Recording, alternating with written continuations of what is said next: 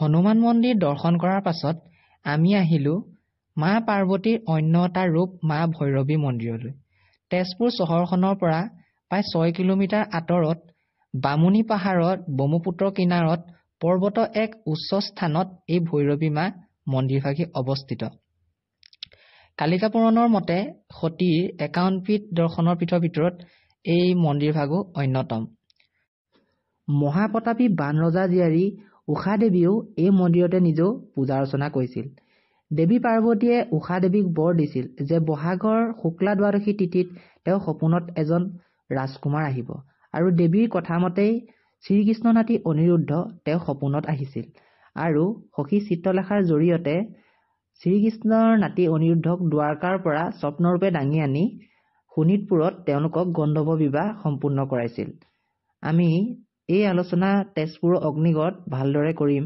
এতিয়া মন্দিৰভাগীৰ বিষয়ে ভালদৰে জানি লওঁ আহক।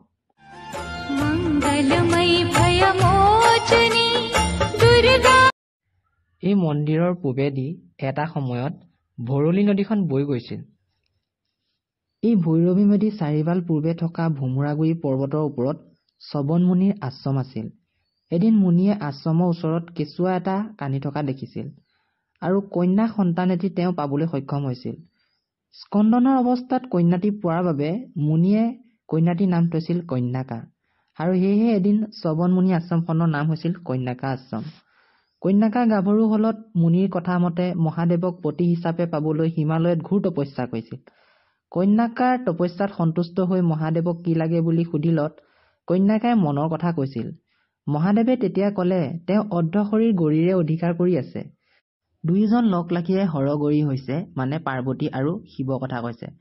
যেতিয়া মহাদেৱৰ কথা শুনি কন্যাকা পাৰ্বতীৰ ওচৰলৈ গল, পাৰ্বতী আই তেতিয়া বিমূৰত পৰিছিল নিজ স্বামীক কেনেকে আনৰ হাতত গতাব বুলি। কিন্তু যিহেতু মহাদেৱে তেওঁক বৰ দিছিল আৰু বৰ কেতিয়াও বিফল নাযায়, তেতিয়া সতী পাৰ্বতীয়ে কন্যাকাৰ ওচৰত এটা প্ৰস্তাৱ ৰাখিছিল যে তেওঁ যদিয়ে মহাদেৱক তেওঁ পতি হিচাপে পাব বিচাৰে, তেতিয়া তেওঁ পোনতে ভৈৰৱী হৈ কান্দি কান্দি দেহ গলাই পানী কৰি মহাদেৱৰ চৰণত চুব পাৰিব লাগিব। আৰু সেইমতে কন্যাকাই দেহ গলাই পৰ্বতৰ পৰা নামি আহিল, আৰু এতিয়া আমি জনা সেইখনেই হৈছে ভৰলী নদী। কালিকা পুৰাণৰ মতে হিমালয়ৰ পৰা ওলোৱা ভট্টৰিকা নৈ এই ভৰলী নৈৰ সৈতে একেই। দুৰ্গা পূজাৰ সময়ত যথেষ্ট সংখ্যক ছাগলী, হাঁহ, পাৰৰ ইয়াত বলি দিয়া হয়। ইয়াত বলি দিয়া প্ৰথম ছাগলী মূৰটো মাহ প্ৰসাদৰ সহ ভৰলী নদীত উটাই দিয়া হয়। ইয়াৰ পাছত আমি চাকি বন্তি জ্বলাই ভিতৰলৈ সেৱা কৰিবলৈ গলো। মা আৰু দেউতা বাহিৰতে থাকিল, মই খুৰীৰ সৈতে ভিতৰলৈ সোমাই গলো।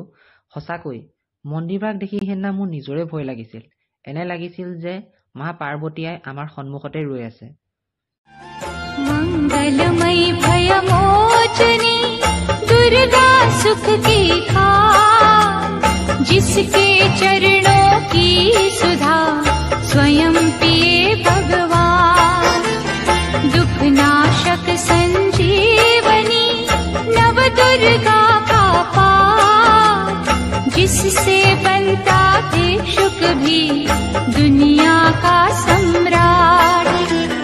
अम्बा दिव्य स्वरूपिणी गाए सो प्रकाश, पृथ्वी जिससे ज्योतिर्मय। আৰু এই যে তেতেলী গছজোপা দেখিছে, এইজোপা হেনো প্ৰায় 400-500 বছৰ ধৰি ইয়াত আছে। মোক খুৰীয়ে তেতেলী গছজোপা নি দেখাই দিছিল।